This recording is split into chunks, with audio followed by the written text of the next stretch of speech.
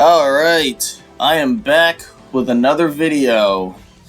So, sorry for not uploading anything yesterday, but yeah, today is a good day to play GameCube, especially since I watched the Switch 2 Direct the other day, and they showed off some GameCube games for the Switch Online service.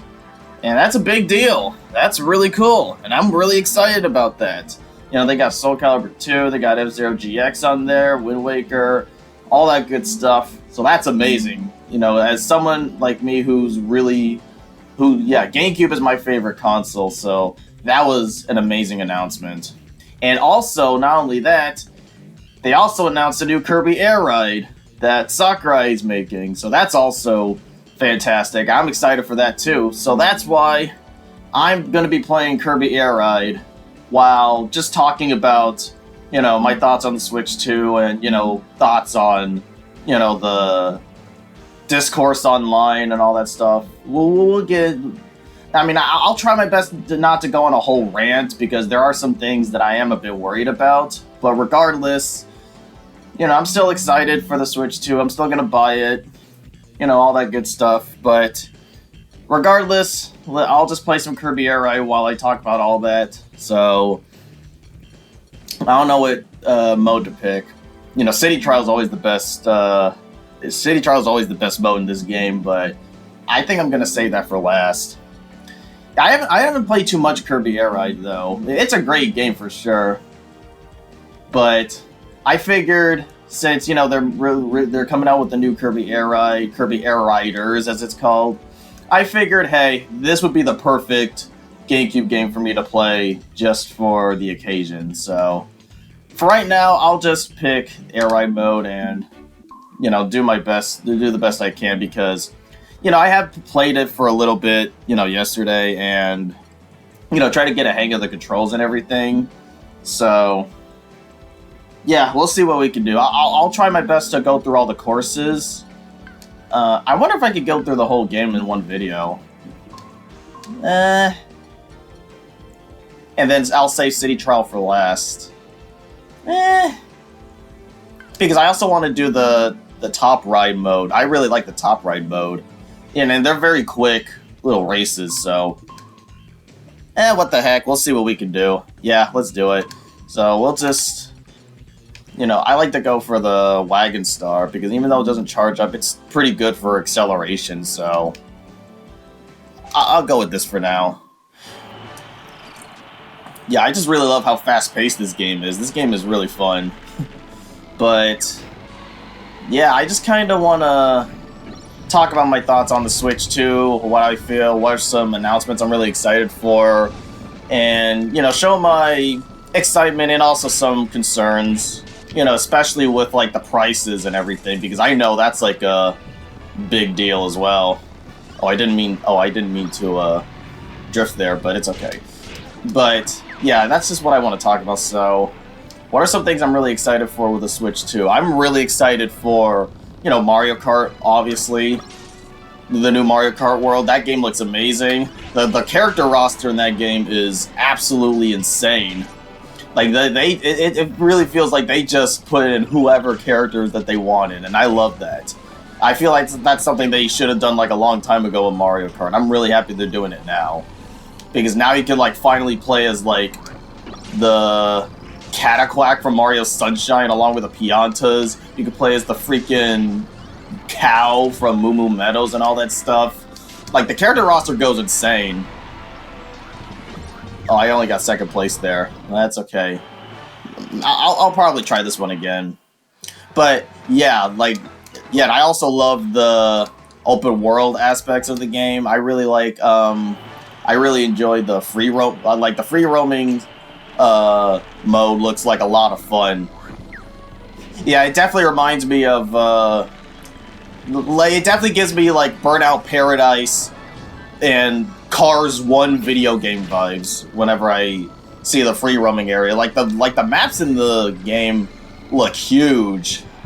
So, I'm really excited. And the knockout battle mode is really, really fun too. again, it definitely reminds me of like Need for Speed Most Wanted, something like that. It's something out of like a Need for Speed game. I see a lot of people comparing it to like Forza Horizons and everything, but I never played Forza Horizons. But I have played Burnout and Need for Speed, so that's like the best possible comparison I can give. So yeah, I'm really excited. And I'm definitely gonna watch the Direct also to see what else they'll have in the game. So really excited about that.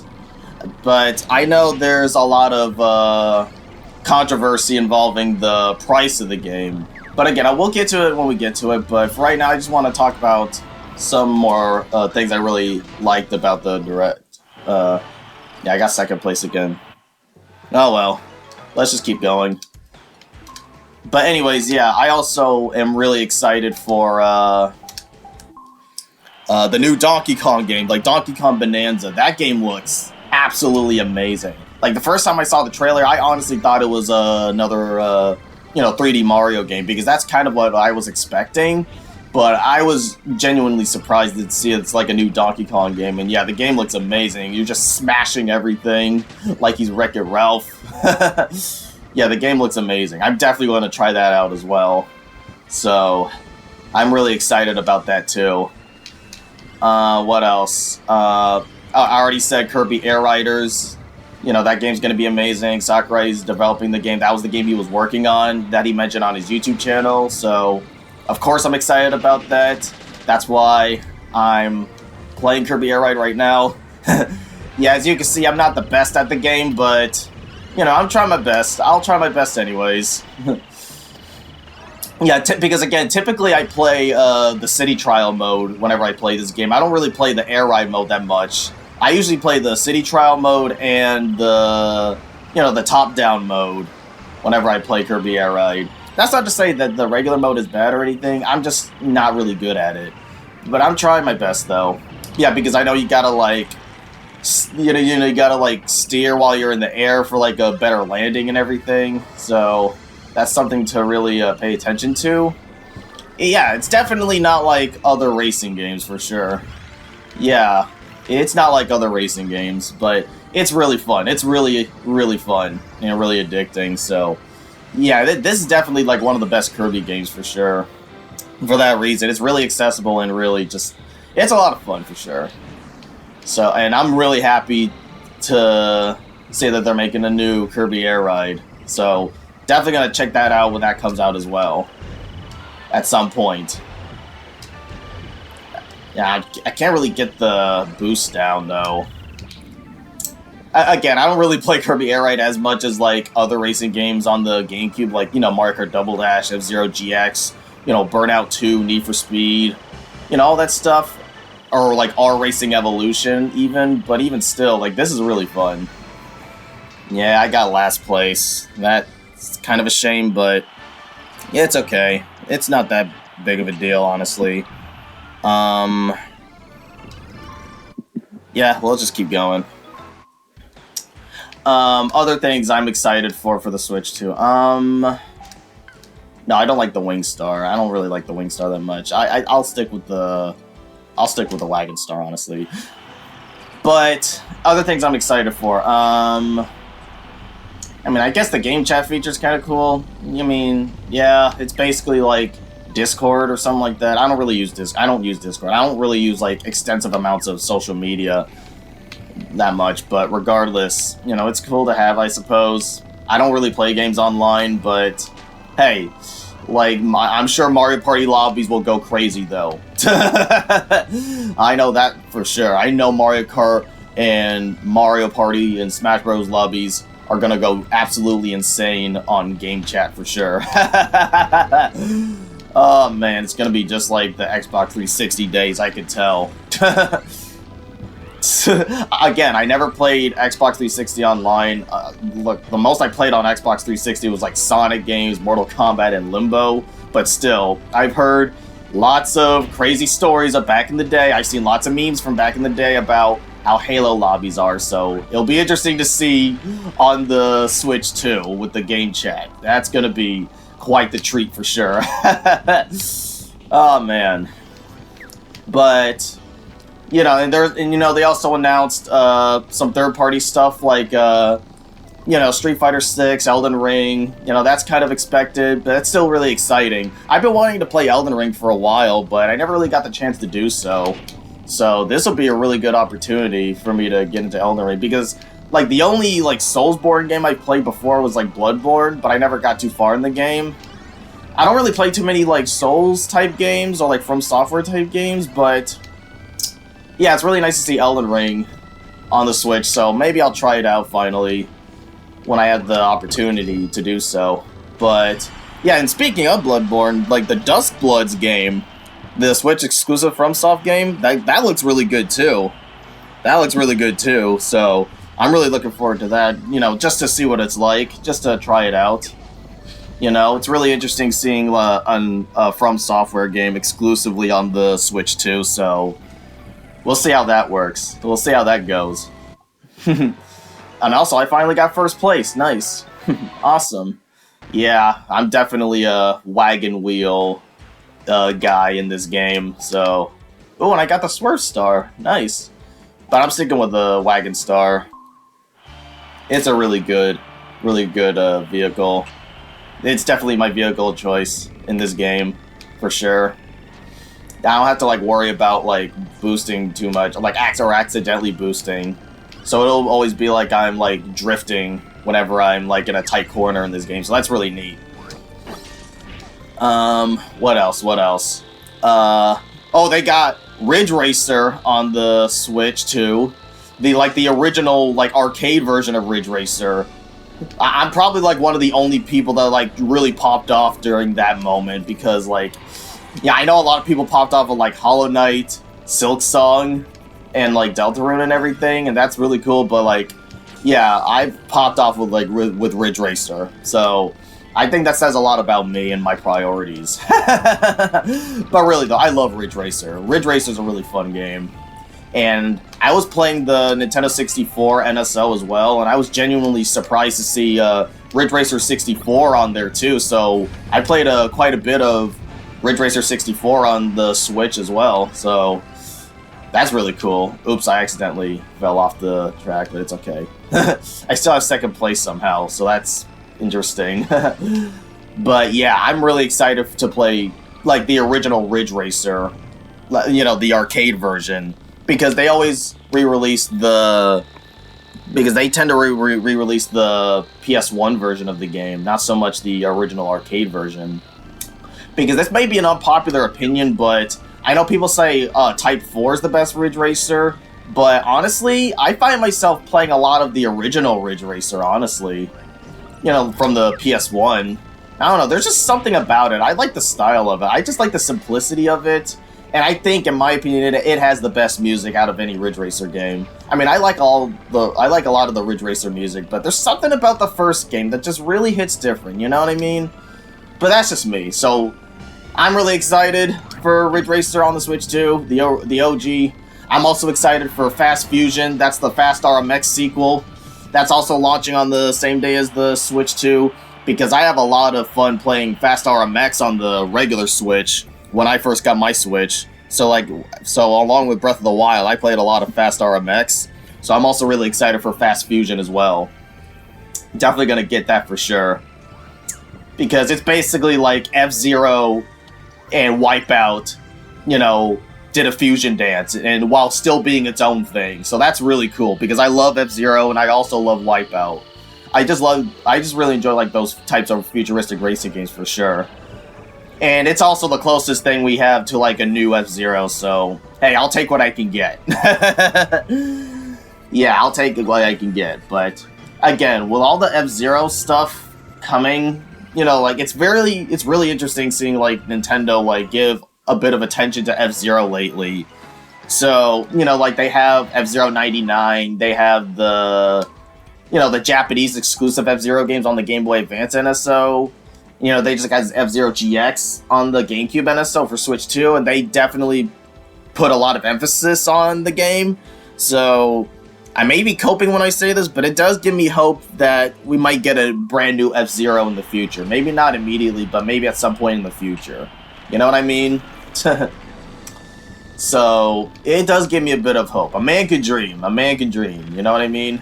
The only thing missing with the GameCube NSO is that, yeah, give me Double Dash, give me Smash Brothers Melee, and give me all the Mario parties, 4, 5, 6, and 7.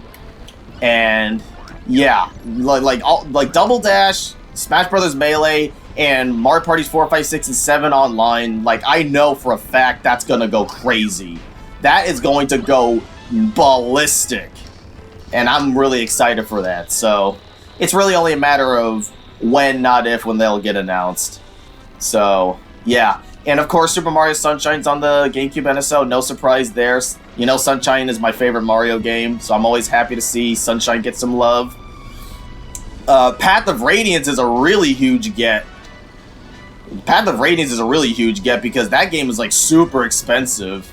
Because I actually have a copy of Path of Radiance, but I had to fight tooth and nail just to get that copy, and that was only like an acceptable. That's only like an acceptable copy from like eBay and stuff like that for only like $300. So that's really good. It finally gives people the chance to play the game without having to like sell their entire like arm and leg just to play, you know what I mean? Same thing for Pokemon Coliseum and Gale of Darkness. I've actually been wanting to play the Pokemon games on the GameCube for a while now because they definitely remind me of the Pokemon Stadium games, which I really love on the N64, while still having like its own story mode, like being its own thing. So I'm really excited to play Pokemon Coliseum and Gale of Darkness on the GameCube NSO when that drops. I'm really excited about that. So I guess the only other game I'm really hoping for, and also Chibi Robo is also a really great get too on the GameCube NSO. So I'm glad that they're giving those games more attention as well.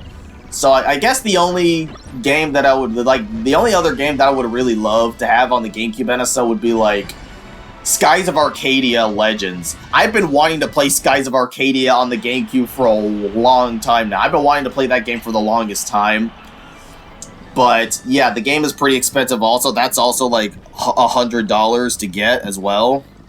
So if they could port Skies of Arcadia Legends on the GameCube NSO, I think that would be amazing. That would be really good because I've been wanting to play that game for a while. I've been trying to get the game. I've been trying to emulate the game and all that stuff, but yeah, that would be really awesome. That would be awesome because I've been wanting to play that game for a while.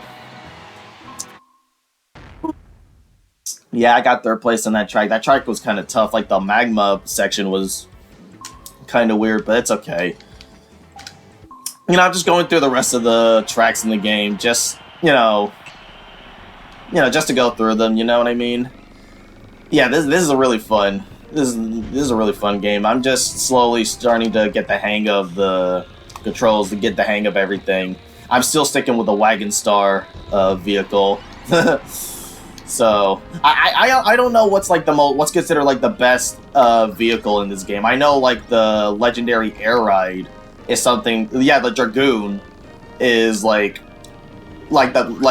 technically like the best of the vehicles, but I don't know like from like general consensus what's like considered the best of the vehicles in this game. I just kind of like experiment, I guess, with this game, and I find that the Wagon Star is kind of more to my liking. I like to have the acceleration. I don't have to like accidentally like boost when I didn't mean to and all that stuff. I don't know. But yeah, this is a cool track though. I really like this track. But I'm just curious because, like I said, I really like this game, but I don't know the meta of like Kirby Air Ride. I don't know the meta of this game. I'm not like super competitive with these types of games. So really curious about that. Oh, I kind of missed the landing on that one. I really like this track, the Beanstalk track. I might want to restart this track afterwards if I don't get first place. But regardless, yeah. What else? What else was on the Switch 2 Direct that I really liked? Yeah, let's talk about like the Switch 2 edition games. Like Breath of the Wild, Tears of the Kingdom, Forgotten Land, Jamboree, all that stuff. My only thing with the because I know that the Switch 2 edition games, like if you want to, like if you already own the Switch 1 games, then you can, oh, I got third place, let me restart.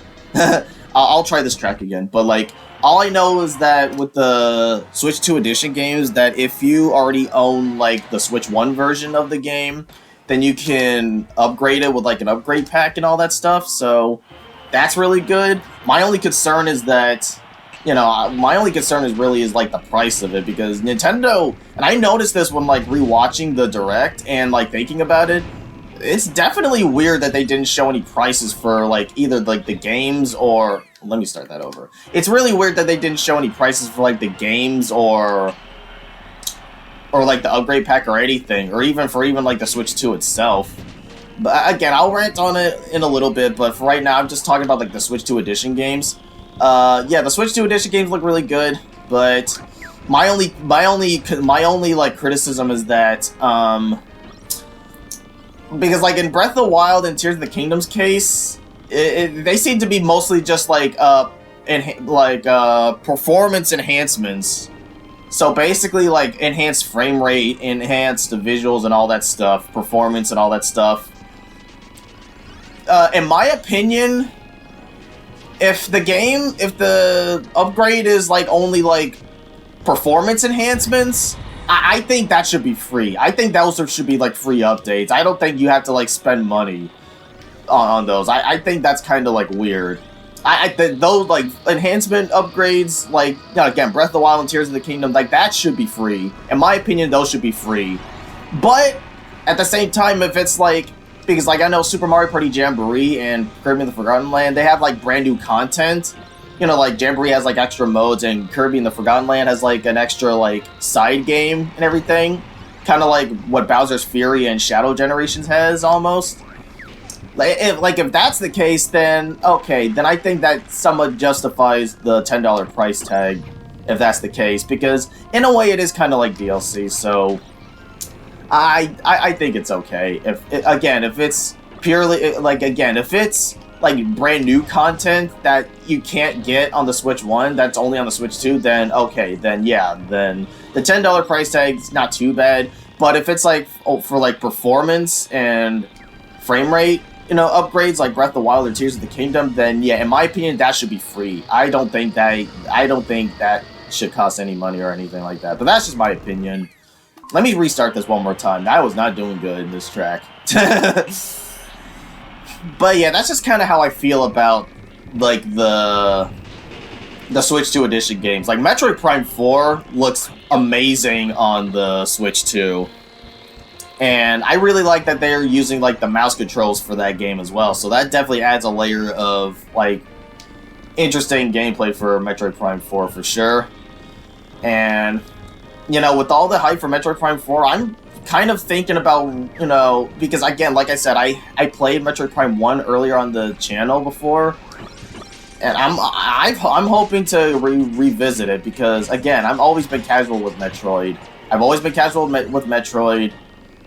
I like the 2D Metroids, but never got into the 3D ones, but I really want to. I have Metroid Prime 1 and 2 on the GameCube, so that really only means that I don't have Metroid Prime 3 on the Wii.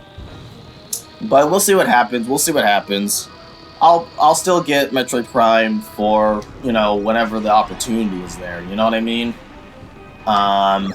With that said, we'll see what happens. What else? I guess that's about all of the announcements that like really stuck out to me for the Switch 2 Direct. So let's talk about some of the concerns that I have about it because yeah, online discourse has been really interesting for the past couple days, and like literally like after the Direct ended, like there was a lot of like interesting questions that people had, like what's up with the game key cards, like are they a good idea, all that stuff. So that's like a whole thing. So I don't know too much of what's going on with the key card situation. I don't know what's going on with that, but basically from what I know, it's basically like Nintendo's equivalent to like, I don't know. Like, let me try this with the Warp Star this time. But it's kind of like Nintendo's weird equivalent of like having physical copies of digital-only games, if that makes sense, which already sounds ludicrous as it is. Just the idea of like having a physical version of a game that you can only download digitally, like, at that point, it's like, what's even the point of in my opinion, it's like, what's even the point of having a digital or like a physical version of the game if you're just gonna end up downloading it digitally anyways? Like, I find that to be like a waste of resources. It's kind of stupid. It's kind of funny because I remember like rewatching like a Scott the Woz video on the subject, you know, physical copies of like digital only games. And yeah, it's like, it's a really, really ludicrous idea. I don't know if I really like that. Now, I'm not sure if that's exactly what Nintendo's doing with the game key cards. I'm not sure if that's exactly what they're doing. Like I said, I don't know all the details. I don't know any of the details. Alright, so... And for all we know, it could be misinformation. I don't know, but... I don't know. But we'll see what happens. We'll see what happens, but it has sparked a bit of a debate on, you know, like, digital versus physical and all that stuff. You know, the classic debate of, like, digital versus physical media and all that stuff. You know, ideally, I am on the camp of, like, physical media. Ideally, I do prefer physical media. I do like the idea of, like, having something you actually own and everything. But at the same time, like, I do know that digital media has its advantages also. Like, it's more convenient, you know, you don't have to worry about like discs getting scratched or cartridges getting broken or anything like that. So that's not to say it doesn't deserve to be here. Like, it absolutely does. I think the big concern that people have is like, you know, like the preservation of like video games and all that stuff. I think that's like the one concern that people have with like digital media, because it's like the fear of, you know, like Nintendo, Sony, or Microsoft, you know, like just removing all those games out of existence, you know, in the blink of an eye, whenever they want, whenever they feel like it. I think that is the fear, and I think it is a very reasonable fear to have, and that's also why I prefer physical media. But in my opinion, with digital media, I don't hate it. I more so tolerate it. It's just something that I just kind of deal with, you know. I like to play games for the convenience. I know a lot of people like play on PCs and Steam as well. I've been playing a bit on Steam lately too, so it's like, I don't know, it's something that it's something I could tolerate. It's like, it's one of those it is what it is type of scenarios, so in my opinion, it's not something I'm like super like passionate about. Ideally, I do prefer physical games, but I know digital games will probably be the future. I know a lot of people may not like that. I kind of don't either, but again, it is what it is, so and there's really not much we can really do about it, unfortunately. So, I know that was like quite the tangent I went on, but that's kind of like the debate that kind of sparked with the game key card, you know, situation. So I figured it's at least worth bringing up anyways. Again, I'm no expert on the subject. I'm just a guy just stating my opinion on the internet. So, yeah. But anyways, let me try and focus on this map first, because yeah, this is kind of weird. Yeah, I know the turning is like really tight in this map, so let's see what I can do. I mean, I am in third place. I'm not in last place. That's really all I care about. I'm just playing to not get last place. Like I said, I'm not the best at this game, but it's still a lot of fun regardless. I just don't want to get last. So let me charge up right here. Let me finish this race first, and then I'll keep talking. Because, yeah, like this turn right here is like really sharp. Yeah, some of them already finished. Ah, no! Okay. No? Okay. Okay, I got third. That's really all I cared about. I didn't want to get last. Yeah. But anyways, yeah, I got third. But anyways, oh, I got some new music. Yeah, this is the last track so far, Checker Nights. Yeah, I'll bring the Wagon Star again for this one. Again, I'm just playing not to get last place. But anyways, yeah, I think it's about time that we talk about the elephant in the room. About the Switch 2, and it's the pricing. Not so much the Switch 2 itself. Like, $450 is kind of like, okay, like, that's kind of to be expected. $450 isn't too bad. So, I don't have a problem with the price of the Switch 2 itself. Although I did hear that, you know, after the tariffs came out, that maybe they're, like, thinking about, like, increasing the price of the Switch 2, which I don't know how to feel about that. Again, we'll get there when we get there, but yeah, it's not so much the Switch 2 price that I have a problem with. It's more so the pricing of the games that I have a problem with. Because, yeah, Mario Kart World for $80 is...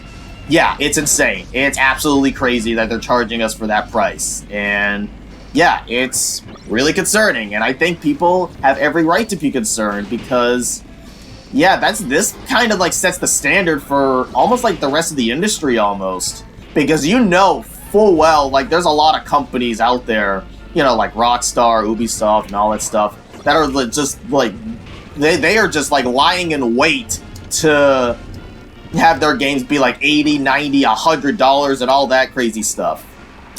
And yeah, Nintendo pretty much pulled the trigger and just opened up the Pandora's box of possibilities that could pretty worrisome, to put it nicely.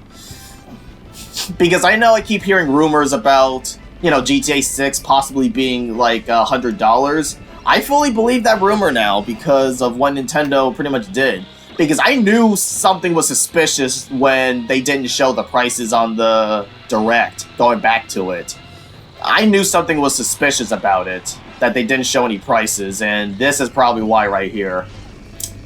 So, it's $80, allegedly $90 also for, like, all that stuff, like...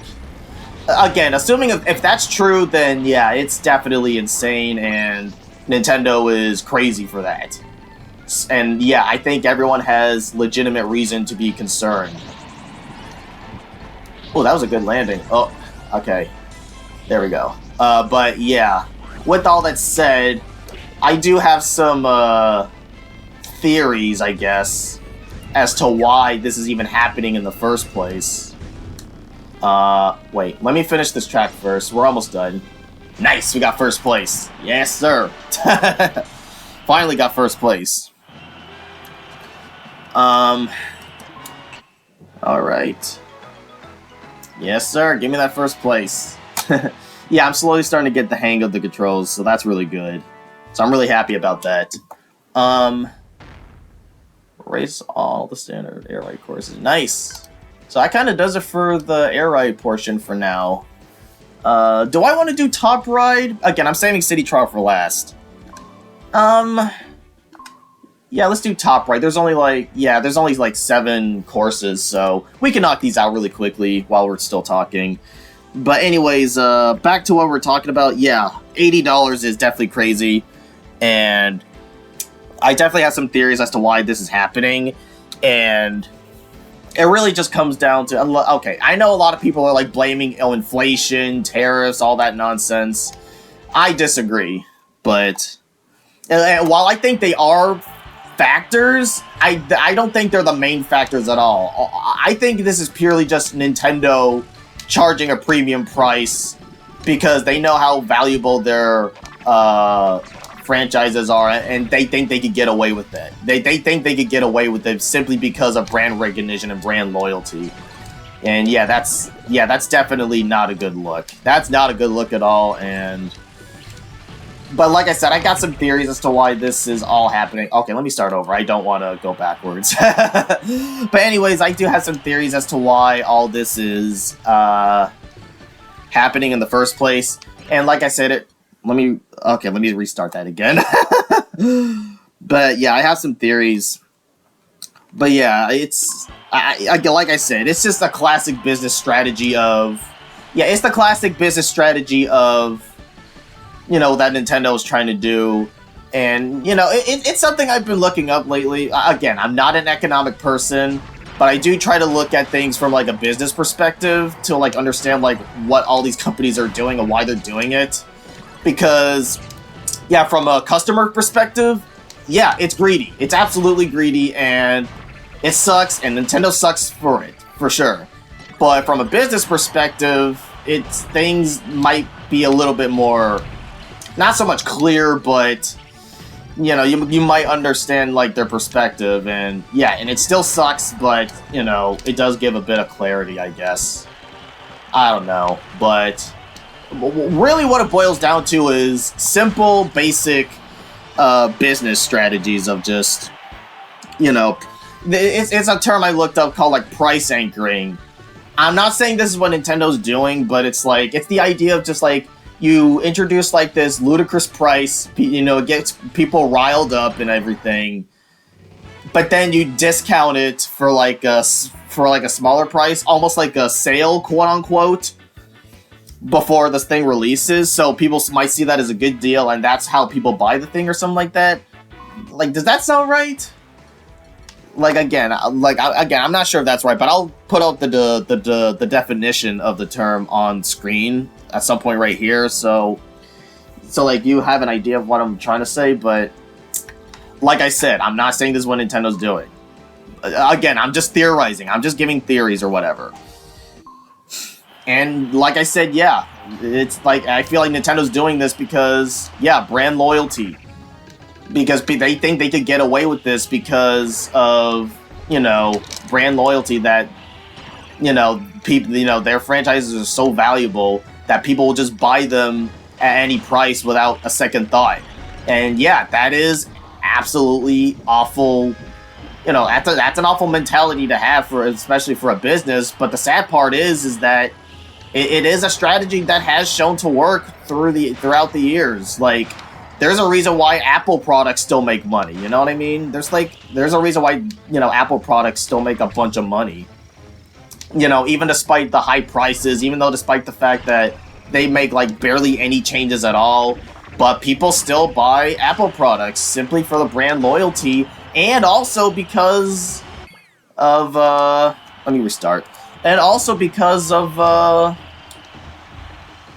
bandwagon mentality. Bandwagon mentality. And, bandwagon mentality, peer pressure from other people, and the fear of missing out.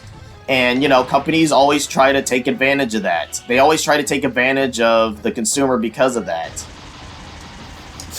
Especially when it comes to marketing. Again, it's basic marketing. It's marketing 101. Where it's like, hey, stupid. Hey, loser. You'll be a loser for the rest of your life if you don't get this new product. Oh, you'll get all the girls and all the status if you get this new product. Be there, or you get it, or you're a loser for the rest of your life. That type of marketing. I know I'm a bit exaggerating with that, but that's basically what it kind of is. It's basic marketing of, like, people just... Should I restart this? I'm gonna restart one more time. But it's basic marketing of just people, companies, like, taking advantage of, like, people's emotions and, like, and using that as a way to sell their products. And it has shown to work time and time again. And that kind of also creates, like, that brand loyalty mentality as well. Like I said, I'm just giving out, like, theories. I'm just giving out, like, business perspectives of, like, it has shown to work, and I think that's what Nintendo is trying to do as well. But in doing so, they're just alienating a bunch of customers because of that. And it sucks. It really sucks. But like I said, it's true. It's kind of the same thing where it's like, hey, they know Mario Kart is, like, one of their biggest franchises. They know Mario Kart makes a lot of money. So they're just using that as a way to, like, hey, we know you like Mario Kart. We know you're going to buy the new system to play Mario Kart.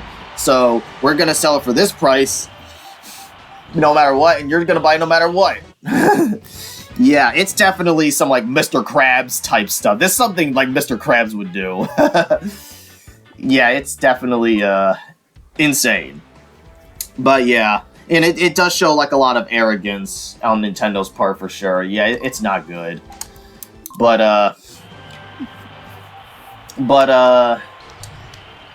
yeah, they use that type of a lot of businesses use that type of like brand loyalty bandwagoning strategy on like a lot of people, and that's just how marketing is for most of the time, really. and it gives like the customer like a sense of pride to get like the new hip product, and they get all the status, and a lot of companies want to capitalize on the opportunity. Yeah, it's literally capitalism 101. Again, not a political person, not an economic person, but I know that companies can be very manipulative towards a lot of people, and that's how they make money. As sad and greedy as that is, it is what it is. It is just the truth of business. It's literally at most cases, it literally is just business. In most cases, it really is just business. So that's the thing that really sucks. It may not be like the best answer, but it may not be the nice answer, but it really is the only like logical, truthful answer to give, honestly. And it really sucks, but it is what it is, sadly. So that's why. In a way, it kind of reminds me of like people, like a lot of people compare it to like how the 3DS launched.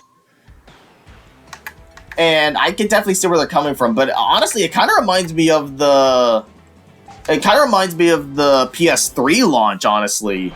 Yeah, remember, I'm sure like a lot of people remember like the PS3 launch, the Ridge Racer, giant enemy crab, $599 US. Yeah, that E3 2006 with the PS3, all that stuff. I even did a whole mashup on my other channel for Welcome Back to 2009 Gaiden. I literally did a mashup of like the E3 2006 presentation with the Ridge Racer music in the background. So you can check that out too on my other channel if you want. Okay, yeah, shameless plug, but anyways, yeah, it definitely reminds me of the PS3 launch where, yeah, the price was way too high, and Sony did that as like a way to exploit their customers, where it's like, hey, we know how successful the PS2 was, and we know we're highly successful and too big to fail, so we know y'all are gonna buy our product anyways, no matter what price it is, because we're Sony, we're too big to fail. And yeah, the PS3 struggled for like the first... the PS3 struggled for like the first few years. Yeah, it eventually got better, but for like when it launched, it was struggling because, yeah, Sony got too cocky. And we're kind of, and that's what's kind of that's what it's reminding me of with like what Nintendo's doing, because like the Switch 1 was super successful. So I guess Nintendo figured, hey, we're super successful and we're too big to fail. We know you love the Switch 1, so we know you're gonna buy the Switch 2 no matter what, because we're Nintendo and we can do no wrong. Yeah, it's crazy. It's definitely crazy. But that's what it reminds me of. Like the PS3 launch, kind of. Do I think it's going to affect Nintendo sales or anything like that? Again, yeah, it's definitely not a Wii U situation. We're not looking at another Wii U situation. Again, it's definitely comparable to like the PS3 or 3DS launch, like that type of situation. I think that's a more apt comparison. I think that's a more appropriate comparison. Yeah. I don't think it's going to affect sales immediately. I think, yeah, like the Switch 2 is going to sell really well regardless, at least when it launches. But I'm curious to see what will happen if, like a couple months or even like a year down the line after it launches. You know what I mean? So, yeah, we'll see what happens, because, yeah, this is definitely concerning. There's another theory that people have where it's like again, I don't believe this theory, I don't believe in this theory that Nintendo's scared or didn't anticipate the tariffs or anything like that. I don't believe that at all. I find that really hard to believe, because I think Nintendo knows exactly what they're doing. They must have known in advance about the tariff situation, and that's why they're pricing in the Switch 2 and their games the way they are.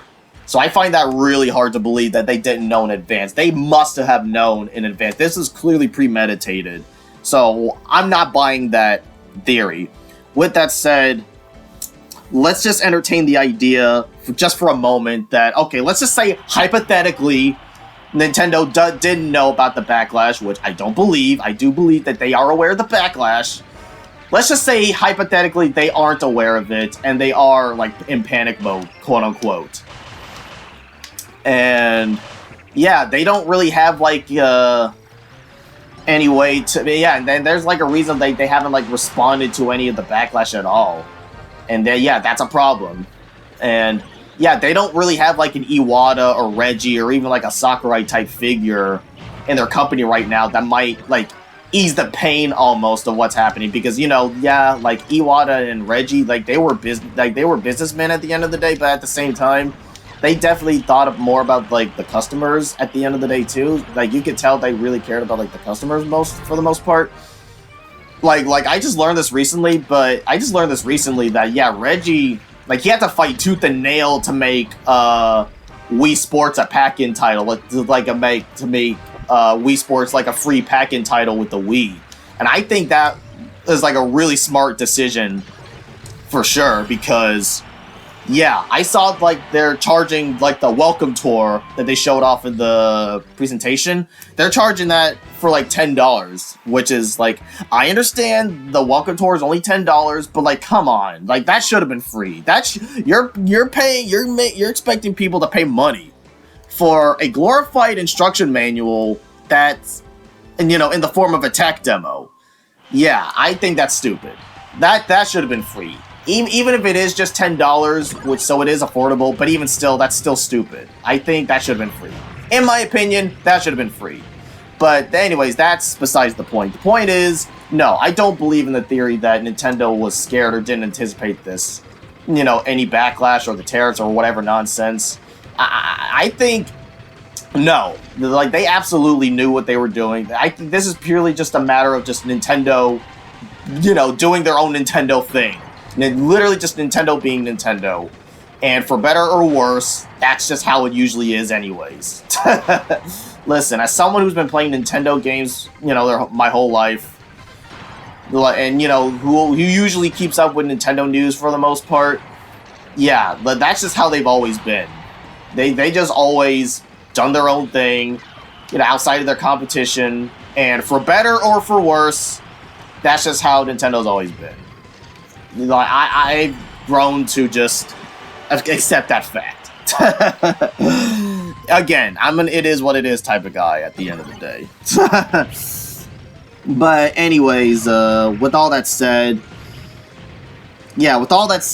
my only concern is that my biggest concern is that, and my biggest frustration is that, yeah, Nintendo's not doing anything to respond to the criticisms. It really feels like they're just letting everything go the way they are with the backlash, and Nintendo just doing nothing. So I find that really frustrating that they're not speaking out, you know, trying to explain the situation to people, you know, to ease the pain of what's going on, I guess. You know what I mean? So I'm really hoping they address the issue soon, because if they don't, it's definitely going to get even worse for them for sure. So the only thing I hope is that Nintendo addresses like the pricing issues, like maybe they will lower the price, maybe like it's like some kind of like pricing hierarchies, like maybe it's $80 to $70 for like their first party games, while like the third party games will still be like the usual $60 or something like that. Something. Or if they absolutely have to stick with those prices, at the very least stop being so stubborn about, you know, putting sales on your own games, because I know Nintendo has like a history of not doing any sales for their first party games. Like they are allergic to sales of their own games. But yeah, they just gotta stop being so stubborn. That's really the only thing. They gotta stop being so stubborn and think about the customers, really. That's really my biggest thing. So with all that said, am I still gonna buy? Okay, let's go to City Trial first. Yeah, I already did all the top right tracks. So Yeah, let's do City Trial finally.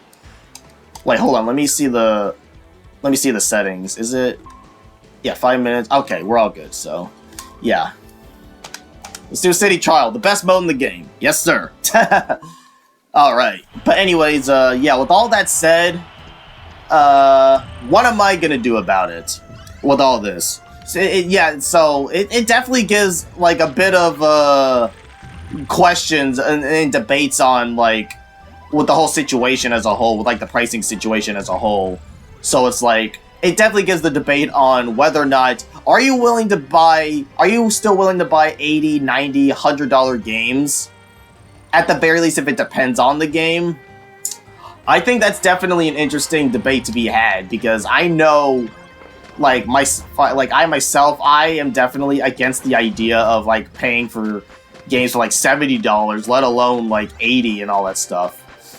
And, like, the rumors of, like, GTA 6 being $100, like, that's definitely worrisome for me, because even though I like the GTA games, like, $100, especially, like, the $100 for the base game is absolutely ridiculous. Again, assuming if the rumor is true. And because that's not even accounting for, like, the subscription services, microtransactions, DLC, DEI, all that stuff. It's definitely something to be worried about for sure. So that definitely sparks up debate on whether or not, like, are you willing to buy games for $80 to $90 to, like, $100? If it depends on the game. In my opinion, this might be unpopular, I guess, but I think I kind of am. Like, it depends. I think I am on the camp of it depends on the game. Because, like, I'm still going to get the Switch 2 no matter what. I'm still going to get the new Mario Kart World no matter what. The game looks amazing. I think if there's just enough content in the game, because I know they're going to have a direct specifically for Mario Kart World coming up soon. I think if there's just enough content in the game, which I think there is in Mario Kart World's credit, I think if there's just enough content in there, then maybe the $80 price might be worth it. So, because, like, you have a free roaming world, you have giant bombastic maps, you got a bunch of characters, you have 24 racers in one track. I think it might be worth the price of admission, because, like, Nintendo's, like, the only company, it's, like, one of the only few companies, maybe next to, like, Capcom, and maybe From Software, and maybe Atlas. Nintendo's, like, one of the only companies... Oh my gosh, I'm going so fast. But yeah, Nintendo's, like, one of the only companies where I mostly trust, like, their quality control of their games, because that's, like, the biggest reason why I still play Nintendo games, because, like, out of all the companies, Nintendo's, like, one of the few that stays mostly consistent with their quality of games, because their quality of games is usually, like, really good and really amazing. So if it's, like, for, like, a Mario Kart game, like a 3D Mario game, or, like, a new Zelda game, or even, like, Smash Brothers, because of, like, a third-party licensing and everything, then maybe $80, in my opinion, might be okay. Because I know... Because I buy games not because I want them to be good, I buy games knowing they'll be good. So I think if there's just enough content to justify the price, I think I'm more willing to bite the bullet in that case. With that said, though, there's got to be, like, a hierarchy of it all, because I'm not going to be paying $80 for, like, a Puyo Puyo game, for, like, a puzzle game, for, like, Rhythm Heaven. Like, I love Rhythm Heaven. I'm a big Rhythm Heaven fan, for sure, but I am not willing to pay $100 just to play, like, a rhythm with a rhythm game with a few mini games that I can beat in, like, 3 hours. You know what I mean? Like, if a game is too short, for example. Like, I'm not willing to play, like, Captain Toad. I'm not willing to pay $80 for a Captain Toad game. Even though it's a great game, like, that's still just a puzzle platformer that you could beat in, like, 3 hours. Does that make sense? So, like, if the game is too short, if there's not enough content, then no, I'm not about that price. But if it's like Mario or Zelda or Smash Brothers, I think I'm more willing to bite the bullet in that case. I'm not saying it's okay, but I trust Nintendo enough for the quality of the games to justify that purchase. Because at the end of the day, that's really all I care about. At the end of the day, all I care about is playing good games. And Nintendo's always been really good at putting out really good games, no matter the price, so that's just my opinion. With that said, yeah, it's still really crazy that the games are like $80.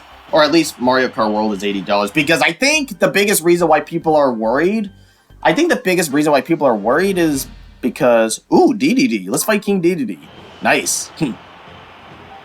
Let's see how this works. Alright. Yeah. Get out of here, King DDD. Well, shoot. I just got one-shotted.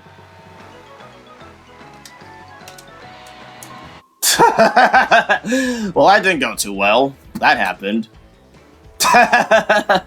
But anyways, yeah, I think the biggest reason why people are concerned about the $80 price is because like, yeah, like I said before, Nintendo kind of like pulled the trigger and like it gives other companies opportunities to like abuse the price and make it, you know, standardized and all that stuff, because a lot of the games that they're putting out are like unfinished buggy messes with like unfinished content, and that's why they push so hard for like DLC and everything and all that stuff. And I think that's the biggest concern that people have, and I'm worried about that too. So I think the backlash is absolutely justified. With that said, I still think the games are going to be good. I'm still excited for the games for sure. So, you know, it's a lot to think about. It's a lot to take in. It's a lot to take in for sure.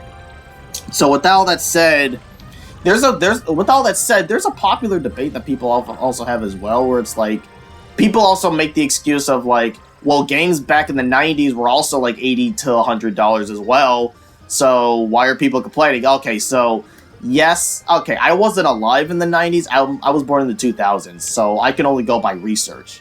So yes, while it is true that games were also like $80 to $100 as well, like, you also gotta understand that there were different factors at play back then that are completely different to how it is now. Because like cartridges were expensive back then, and like the gaming landscape, like the gaming industry and like the player base was like a lot smaller back then compared to it is now. Like and also the budgets for the games were also a lot smaller compared to how it is now.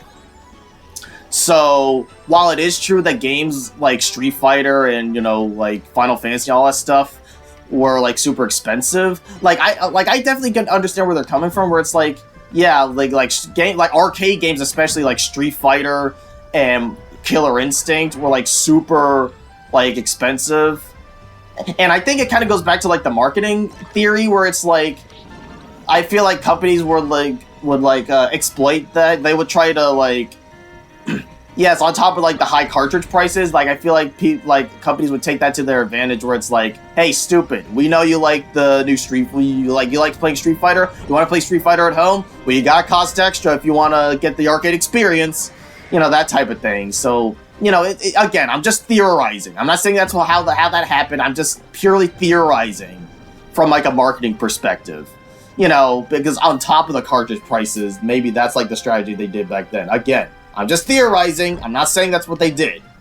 But it's just funny to, you know, theorize. You know what I mean? So, yeah, especially with like Nintendo 64 games being like more expensive, like compared to like PS1 games, because again, simply put, PS1 games had discs, while N64 games still had cartridges. So of course, PS1 games had discs which were cheaper, meanwhile Nintendo 64 had cartridges which were pricier.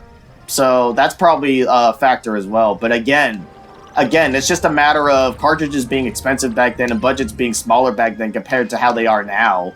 So even with that argument, I don't think it's the best metric to go off of, because there's just way too many factors that are completely different to how it is now.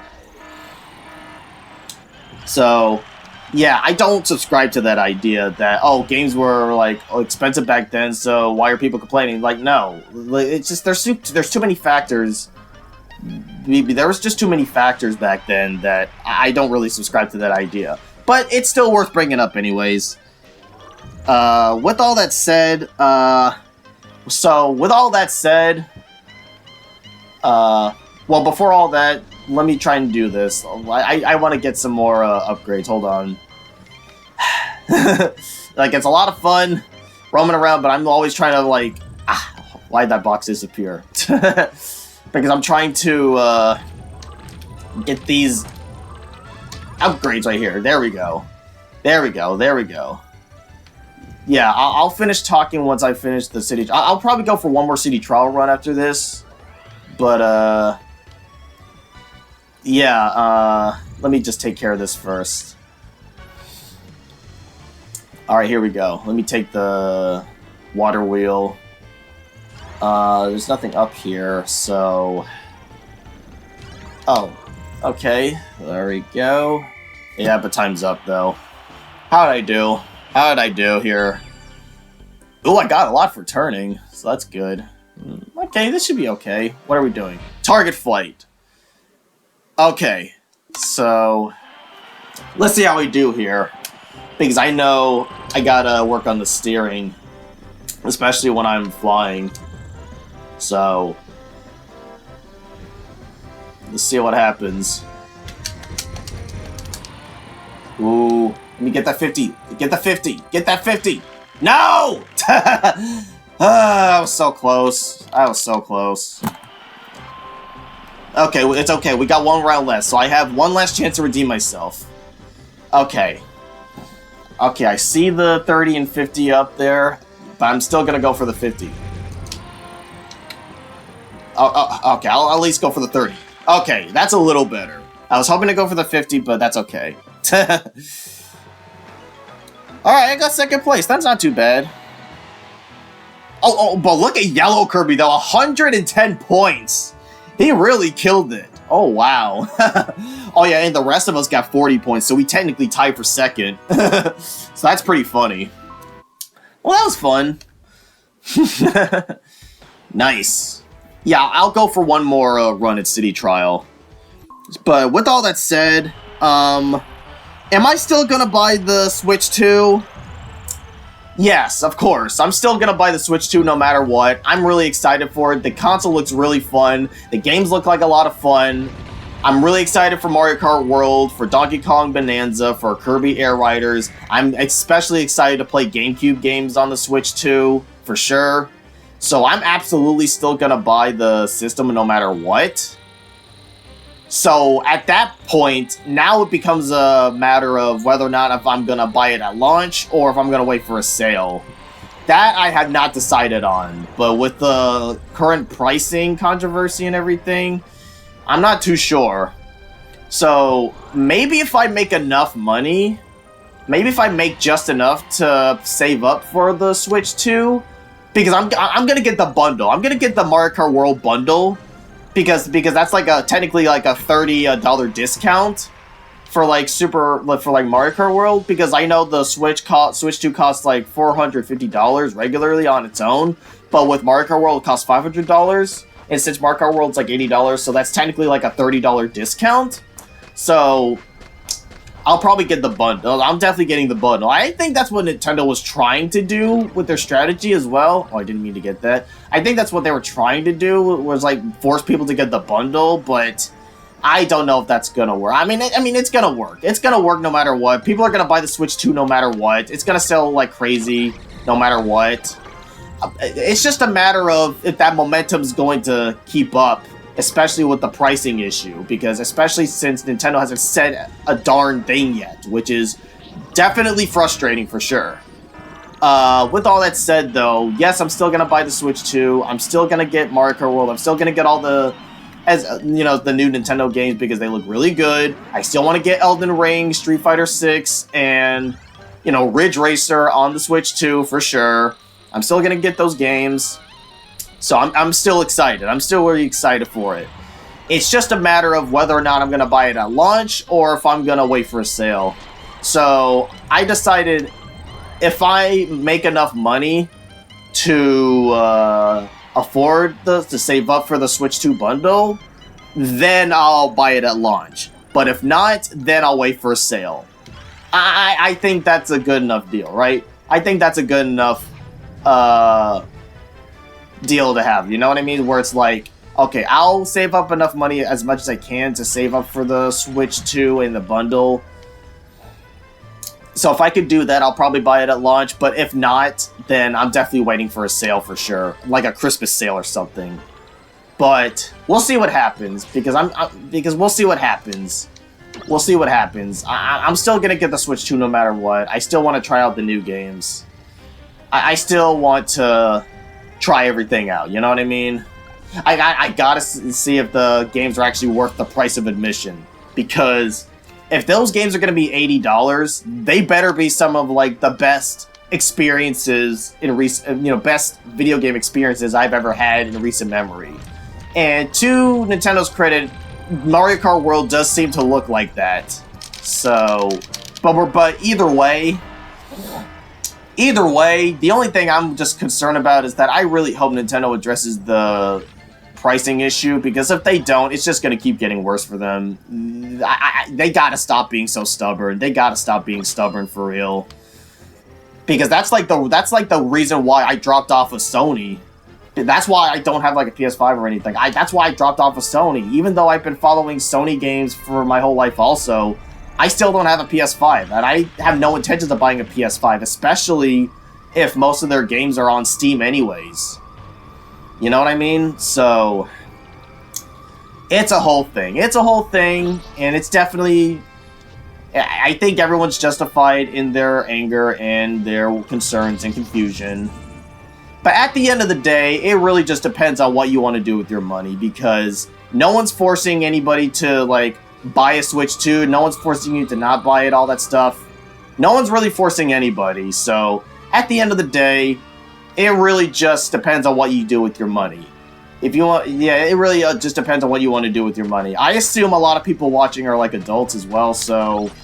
Or, like, parents as well, trying to, like, think about the pricing for their kids of who wants a Switch 2. So it's definitely a lot of reasons to be concerned. At the end of the day, it really just depends on what you want to do with your money. For me personally, I'm still gonna get it no matter what. And I know it means I'm technically part of the problem. But either way, yeah. Either way, I'm still going to get it no matter what. But like I said, it really just depends on what you want to do with your money. No one's going to stop you. No one's forcing anybody. So buy it, don't buy it. It's up to you. That's really all I got to say. That's my Nintendo Switch 2 rant. I'm excited and worried at the same time. That's really all there is to it. Anyways, high jump. Let's do the high jump. Let's see if I can go for the high jump here. Oh, I missed the boost right there, but hopefully it'll be okay. Yeah, no, it's not. Well, that didn't go well. That didn't go very well. Okay, we got one more round, so I can redeem myself, hopefully. Nope, that's not gonna do it. That's not gonna do it.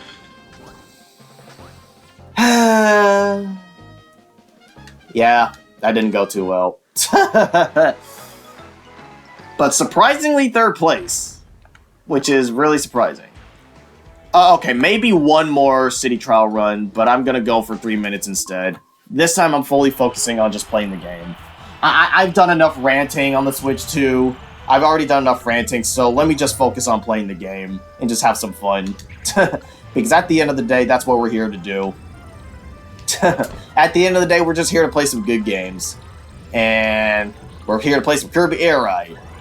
And I'm really excited to play Sakurai's new game. Kirby Air Riders, baby. It's always nice to see GameCube get some more love in recent years, so that's always a good thing. Let me get this accent tomato, but I'm already full health, so I'm not sure how good that's gonna do, but that's okay. Let me throw this Gordo. I'm just trying to focus on getting as much upgrades as I possibly can. Let me turn around. Is there anything here? No. Let's bust this box. No, I don't want to lose weight. Well, in real life maybe, but not in this game. Okay, yeah, a lot of upgrades are disappearing left and right, so let me go here. Oh, but yes, like City Trial, yeah, with like Kirby Air Riders coming on the Switch too. Yeah, City Trial online, again, even though I don't play online, but I can at least acknowledge, like, City Trial online, I could tell is gonna go crazy. People are gonna go crazy with City Trial online for sure. Absolutely. Yeah, because this is definitely like the most fun mode. This is definitely the best part of Kirby Air Ride for sure. So like maybe if they have like multiple like maps for City Trial and have all that online, like that, I think that would be huge. I think that would be amazing. You know what I mean? So I'm really looking forward to what Sakurai is going to do with, you know, the new Kirby Air Rides. And it is supposed to come out later this year too, so yeah, I'm really excited to see what will happen there. But in any case, we only got less than a minute, so I don't have too many upgrades, so I'm really hoping I can get something. Yeah, there's another event happening. Okay, top speed, that's not bad. Alright. Some food, some apples. Alright. I'm just kind of scanning. To see if there's any more upgrades. I know I can, like, destroy these with, like, a boost or something like that. But they take a little too long to bust down, so they're really not worth it, I think. Oh, I want to see if I can at least get this. There we go. Upgrade my charge, upgrade my glide. There we go. And, yep, time's up. So, let's see what's gonna happen. Let's see what'll happen. I don't really have too many upgrades. I have a lot for turning, but... okay, a single race, so... Let's see what happens. I'll charge up. And let's see where it goes. See how everything goes. Alright. Ah! Messed up my momentum. It's okay. I'm not sure if it's like I'm not sure if this is a single lap or multiple laps, but we'll see. Yeah, my warp star is a little too slow. I don't know if I'm gonna make it. Yeah, last place. Yeah, that didn't go in my favor either, but it's okay. It's alright, I guess. I was hoping I'd get third place, but that's okay. But I think I pretty much said everything I had to say, but yeah, I'm still really excited for the Kirby Air Riders.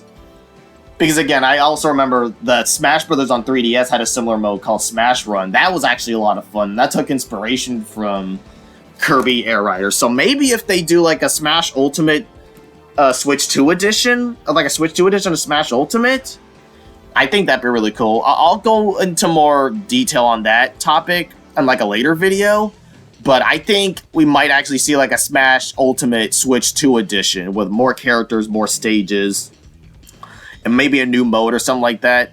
So like Smash Ultimate Deluxe is looking more and more probable, looking more like a possibility as the days go by, especially since Sakurai is working on Kirby Air Riders. Maybe they might have someone else take the director's position while with like Sakurai maybe like overseeing the updates or whatever. I don't know, but it's definitely something to think about. But regardless, I think I'm gonna stop it here for right now. So yeah, God bless y'all. See y'all next video. Okay, this is post-edit, but I also noticed during the Treehouse presentations also that if you look at the chat with the Treehouse live presentations, like you could just see people just spamming drop the price, drop the price, drop the price. You have that one guy going raise the prices like a troll. But yeah, drop the price, drop the price, drop the price. And all that for the entire Treehouse presentations. Just nothing about the games, just yeah, it's just really emphasizing just yeah. Nintendo is definitely facing so much backlash, and yeah, it really shows that they screwed up. They screwed up for sure. But, anyways, yeah, that's just me post-edit. I just figured it'd be funny to bring up because I didn't bring it up in the actual video. But, yeah. I'm out.